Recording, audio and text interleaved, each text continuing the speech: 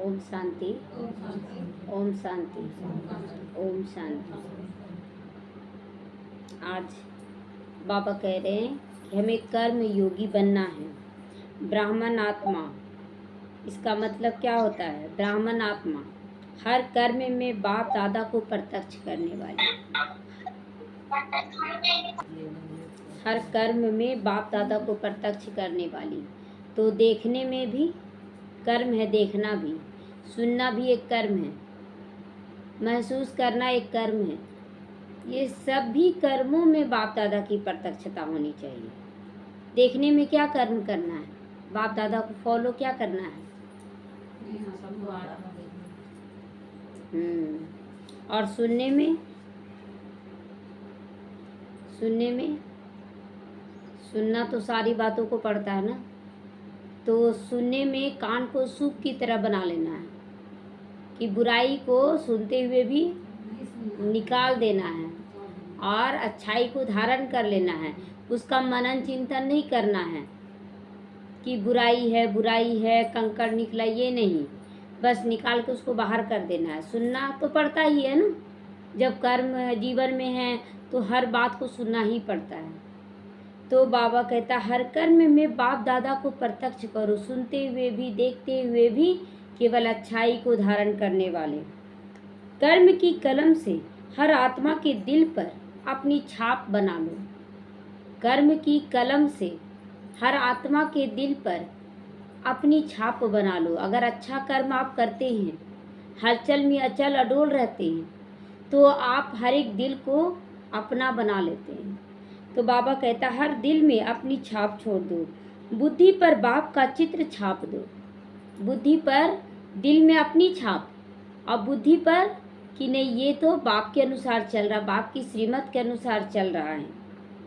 तो ऐसा स्वरूप खींचने वाले रूहानी चित्रकार बनो। रूहानी चित्रकार बनना है हमें। रूहानी चित्रकार में बाप का भी स्वरूप और अपना भी स्वरूप, दोनों का प्रत्यक्ष करना है ना, कि हम भी बाप समान। अब बाप का स्वरूप खींचने का मतलब हुआ कि केवल ज्ञान सुना देना, ये है बाप का स्वरूप। लेकिन खुद का स्वरूप कि हम बाप समान बनकर करें तो ज़्यादा चित्र अच्छा बनेगा। तो इसीलिए बाबा कह रहा है कि अपना स्वरूप भी खींचने वाले और बाप का स्वरूप भी बनाने वाले ऐसा रूहानी चित्रकार बनो। अभी ब्रह्मा बाप आप बच्चों के प्रति वही एक आशा रखते हैं कि हर बच्चा अपने कर्मों के दर्पण द्वारा बाप के साक्षात्कार को कराए, बाप का साक्षात्कार कराए। कोई ये क्यों कह रहा है लोग कि मम्मा पापा रहती तो ऐसी पालना होती? कुछ कमी है, कुछ कमी हो जाता है। जो मम्मा पापा को मिस कर रहे हैं लोग, मम्मा पापा को मिस कर रहे हैं लोग कि बाबा ऐसा पालना देता, मम्मा ऐसी पालना देती, तो कुछ ना कुछ कमी है, तभी तो मिस कर रहे हैं ना। तो हर एक सोचे, और जो मिस करे वही सोचे कि हमें ही बन जाना है मम्मा बाबा। हम किसी और से आशा क्यों रखें? हम खुद बन सकते हैं, मम्मा बाबा के समान बन सकते हैं, हम भी तो वही बच्चे हैं। तो इसलिए बाबा बहुत ऐसा मैसेज में कि हम जिसको तलाश रहे हैं, अपने आप को ऐसा बना ले कि किसी और की तलाश खत्म हो जाए। तो हम मम्मा बाबा जैसा कैसे बनेंगे? क्योंकि मम्मा जो थी ना, गृहस्थी ना होते हुए भी गृहस्थी को कैसे संभालना वो ज्ञान देती थी। तो जब वो कुमारी होकर गृहस्थी का ज्ञान समझ सकती है, तो हम भी कुमारी का भी और गृहस्थी का भी दोनों का बैलेंस रख कर चले। दोनों का बैलेंस रखे, कैसे सबको संभालना है, ये दोनों का बैलेंस रखना है।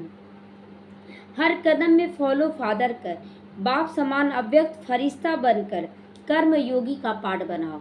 इसीलिए तो ब्रह्मा बाबा को अव्यक्त किया गया। अव्यक्त करने के बाद भी ब्रह्मा बाबा क्या कर रहा है? बैठा हुआ है क्या सूक्ष्म तन में? बैठा नहीं है, वो और ज़्यादा मदद कर रहा है सबको। क्योंकि साकार शरीर में था तो वो कहीं जा नहीं पाता था, क्योंकि शिव बाबा उनके तन में थे तो वो कहीं नहीं जाता था। लेकिन अव्यक्त बनने के बाद वो कहीं भी जाता है, तो इसीलिए उनको अव्यक्त बनाया गया। तो हम लोगों को भी अब बोला जाएगा कि हम लोग तो शरीर में हैं, हम लोग कैसे पहुँच सकते हैं कि नहीं कहीं भी। पहले कोई बीमार होता था तो बोलते थे जा रहे देखने के लिए, और जाकर क्या कर लेते थे? अगर कोई घर में बीमार हुआ परिवार में, तो बोलते थे ना कि जा रहे देखने के लिए, बीमार बहुत है। आप क्या कर लेंगे जाकर, और ही बोझा, तीनों टाइम का आपके लिए खाना बनाना पड़ेगा। जो भी परिवार है, एक परिवार था तो उसकी सास बीमार थी, एक ही बहू थी, और वो बहू दिन रात बहुत अच्छे से सेवा करती थी, और उसकी बेटियां थी 5, जो उसकी सास मतलब ननद थी 5। आज जब सुनती थी ना तो 5 ननद आ जाती थी, 5 आ जाती थी। तो अच्छा, आप सास की सेवा करें कि ननद की सेवा, खाना तो बनाना पड़ेगा ना। माँ माँ माँ माँ 5 बेटी करने लग जाती थी, माँ कैसी है, माँ ऐसी है वैसी, काम कोई नहीं कर रहा। तो बहू क्या की, बोली कि आप लोग डिसाइड कीजिए, माँ का सेवा करें कि आपका सेवा करें। सो जब भी माँ बीमार पड़ती आप लोग मत आया कीजिए, फ़ोन से बात कर लिया कीजिए, और इतना ही आपको है तो ले जाया कीजिए, माँ को ले जाके संभालिए। उस समय लौकिकता में थे, हाँ, तो गलत तो नहीं था, लेकिन उस समय बेटियों को बुरा लग जाता था, भाभी है मिलने नहीं देती है, बोलेगी ना। लेकिन वो सही डिसीजन ली घर में लेकिन अभी हम लोगों को बाबा अव्यक्त बना दिया, अव्यक्त बना दिया। आप यहीं रहकर आप जाकर सकाश दे सकते हैं, देना आना चाहिए। आप यहीं पर 10 मिनट योग में बैठ जाएं और पहुंच जाएं बाबा को साथ लेकर, सूक्ष्म शरीर के द्वारा, मन बुद्धि से, और देखें जो बीमार है वो लेटा हुआ है, और उस पर बाबा का हाथ रखवा दे और खुद सकाश दे दे। वो सकाश काम कर लेता है। आप जाकर बोझ बन जाइएगा, लेकिन जो ये सकाश दे रहे हैं उससे आपका काम कर जाएगा। तो ये सही कि वो सही, ये सही है। दूसरा, परिवार में प्यार भी बना रहा। और आप पहले हम समझ ही नहीं पाते थे कि वो ऐसी बोल रही है, माँ से मिलने, एक टकराव भी हो गया, लेकिन वो सही थी उस समय भी। हम लोग नहीं समझते थे ना, तो बोलते थे कि ये गलत है वो गलत है। और वास्तव में ना आजकल खासकर बेटियों को भी बहाना चाहिए आने का, ये भी बात सही है। क्यों, ये प्रैक्टिकल मेरा भी अनुभव है कि एक बार देवर का एक्सीडेंट हुआ तो एक्सीडेंट के बाद सब बहनें धीरे धीरे आने लगी देखने के लिए। तो देखने के लिए आने लगी, चूँकि हम ज्ञान में तो जो बात है सो क्लियर बोलते हैं सबको, तो सब आने लगी। तो बोले बहुत अच्छा बात है, देखना भी चाहिए। तो सबको, जो देवर का एक्सीडेंट हुआ उसके घर में गई।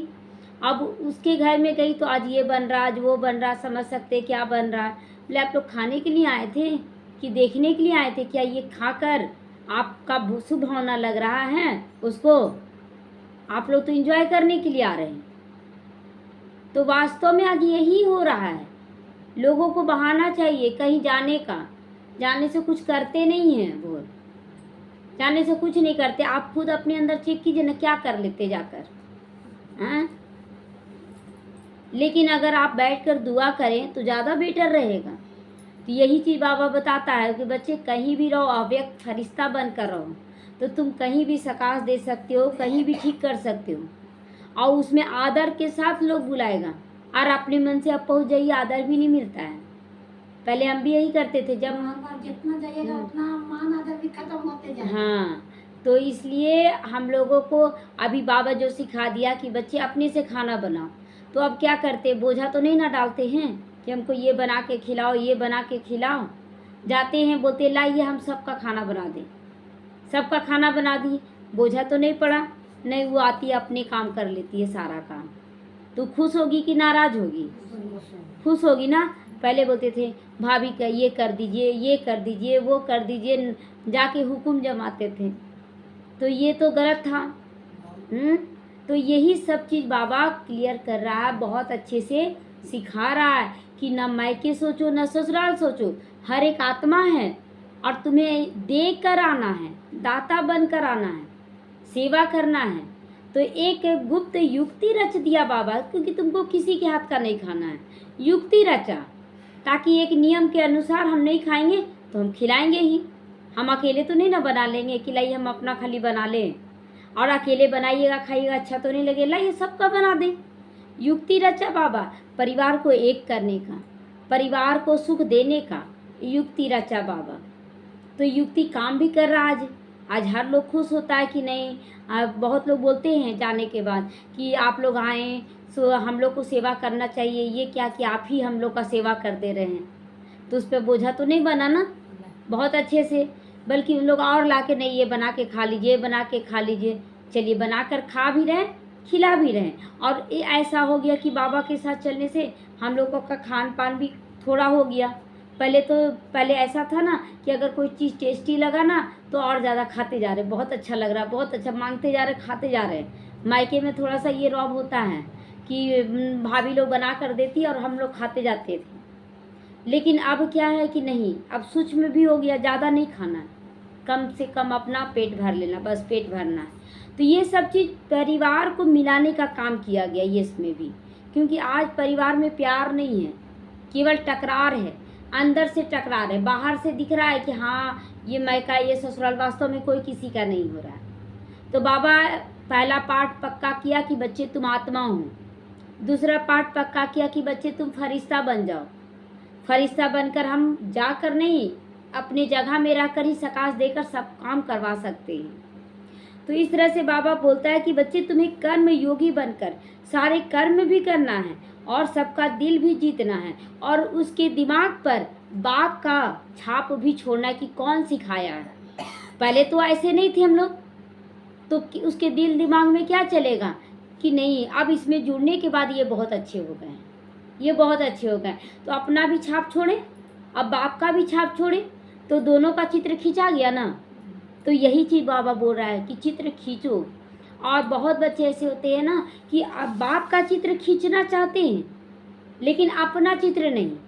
तो इसमें कैसे बाप दादा एक है ना, एक दो आत्मा एक शरीर है ना, उसी तरह हमें दोनों रोल अदा करना है, बाप का भी प्रत्यक्षता और खुद का भी प्रत्यक्षता करना है।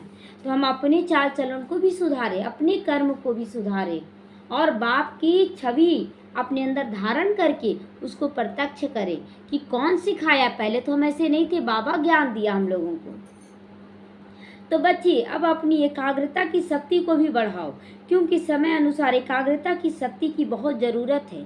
एकाग्र तुरंत, जैसे कि कोई कुछ बोल दिया, अचानक कड़ा बोल दिया, आप तुरंत डिस्टर्ब हो गए, नहीं, उस समय तुरंत सोचना है इस आत्मा का अपना पाठ है, अपने आप को एकाग्र कर लिए, बाप की याद में कर लिए और उसको किनारा कर दिए। तो उसका जो पाठ था बुरा का, उसका छाप आपके ऊपर नहीं पड़ेगा, आप उससे न्यारे हो जाइएगा। तो बाबा कहता है समय के अनुसार एकाग्रता की शक्ति को अत्यधिक आवश्यकता है। एकाग्रता की शक्ति वाला ही अचानक के पेपर में पास हो सकेगा। अचानक का पेपर, अचानक मुंह बन जाता है ना, चेहरा बन जाता है ना, कोई कुछ बोल दिया अचानक, तो भले मुंह से नहीं बोलते हैं, चलो मन में भी नहीं चलाते हैं, लेकिन चेहरा बन जाता है और चेहरे से पता चलता है कि आपको बुरा लगा, लगता है ना, बुरा लगा, ये प्रत्यक्ष हो जाता है। और यही चीज़ गलत करना है।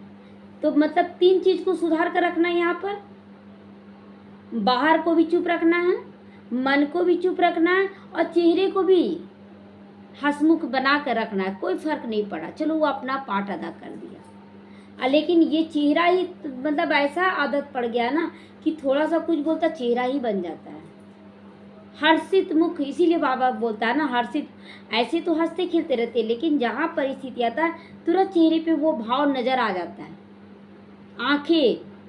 आंखें जो है ना हर भाव को प्रकट कर देती है, करती है ना।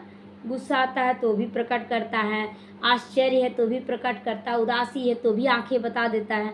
आंखों से सब कुछ पढ़ा जा सकता है कि ये किस भाव से आया है। तो देखो बच्चे, पुरुषार्थ इसी तरह अचानक ही खत्म भी हो जाएगा। जिस बच्चे ने अपनी स्वस्थिति के आसन पर बैठकर उच्च स्वमान में स्थित रहने का अभ्यास किया होगा और बाप को अपने संग रहने का अभ्यास किया होगा, वो ही अचानक के पेपर में पास हो सकेगा। जो अपने आप को पूरी तरह से कंट्रोल कर लिया और आत्मा हूँ मैं और आत्मा का राज्य स्थापन कर दिया, वही अचानक के पेपर में पास हो सकता है। परंतु अचानक का पेपर साधारण नहीं होता है, ये भी बात सही है। साधारण नहीं, भयानक होता है। बाबा तो यहाँ शब्द दिया, भयानक होता है अचानक का पेपर। और अचानक जो होता है ना, तुरंत चेहरा ही बन जाएगा। फिर तुरंत मन में अपने मन को स्थिर कर लिए, बुद्धि को स्थिर कर लिए और मुख को भी स्थिर, लेकिन चेहरा बना ही रहता, उसको ठीक करने में टाइम लग जाता है। तो यही भयानक होगा। जिस बात में आप कमज़ोर हो, अचानक का पेपर उसी बात में बार बार आएगा, बार बार आएगा। तो आज से तीनों चीज़ पे ध्यान देंगे। ऐसे तो बोलते थे ना कि मन पर ध्यान देना, बुद्धि पर और बाहर मुख कर्मेंद्रियों पर, लेकिन आज से अपने चेहरे पर भी, हाव भाव पर भी।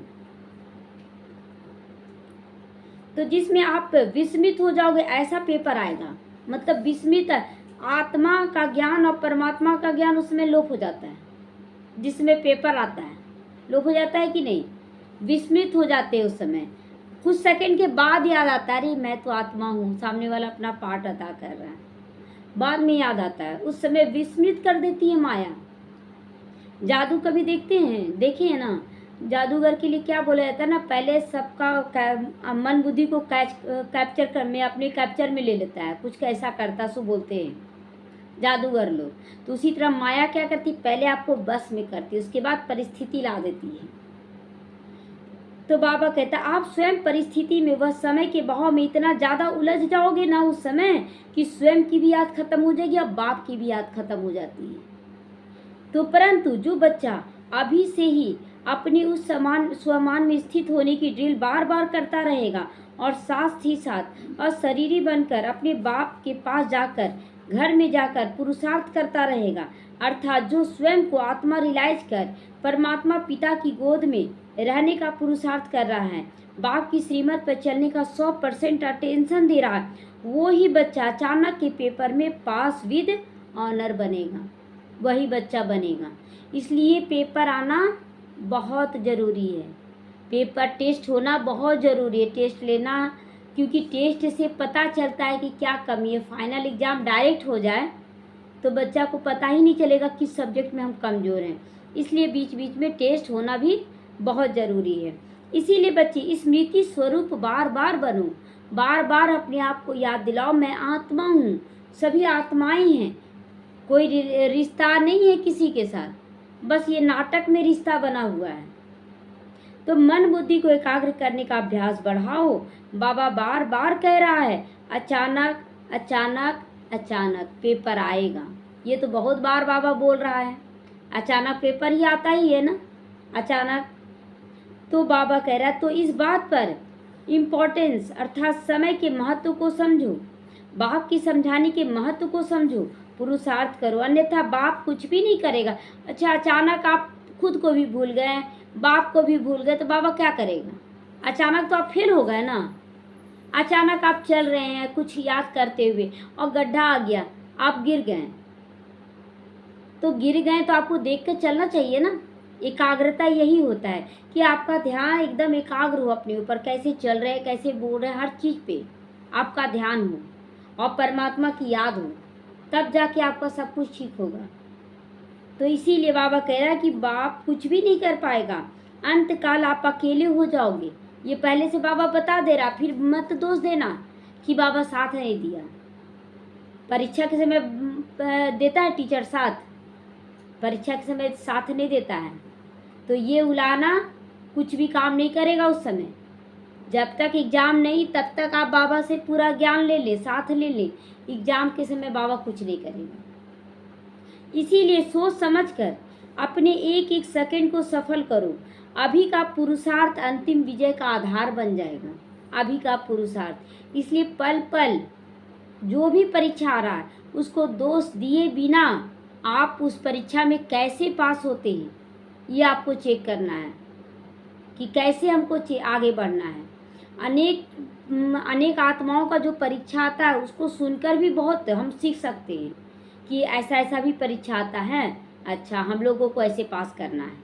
तो अनुभव, इसीलिए अनुभव का शेयर करना है कि कैसे हम पास किए। अनुभव को छुपा के नहीं रखना है कि पेपर आया हम छुपा लें कि मेरा इंसल्ट हुआ, नहीं, गलती भी हुआ तो भी उस अनुभव से दूसरों को गलती करने से आप बचा सकते हैं, और अच्छा भी किए वो भी आप बताकर दूसरों को आगे बढ़ा सकते हैं। तो दोनों में कल्याण है ना। अगर आपसे गलती हुआ तो भी कल्याण है कि आप दूसरों को बचा सकते, देखो हमसे ये गलती हुआ था, तुम मत करना। और अगर अच्छा किए तो भी आप बता सकते हैं कि देखो इसमें ऐसे हम किए, मेरा ठीक हो गया। तो दोनों में कल्याण है। ना इंसल्ट ना अभिमान नहीं आना चाहिए। बस कैसे हम खुद को भी आगे बढ़ाएं और सबको आगे बढ़ाएं, इस पर विशेष अटेंशन रखेंगे तो अंतिम विजय का आधार बन जाएगा। ओम शांति।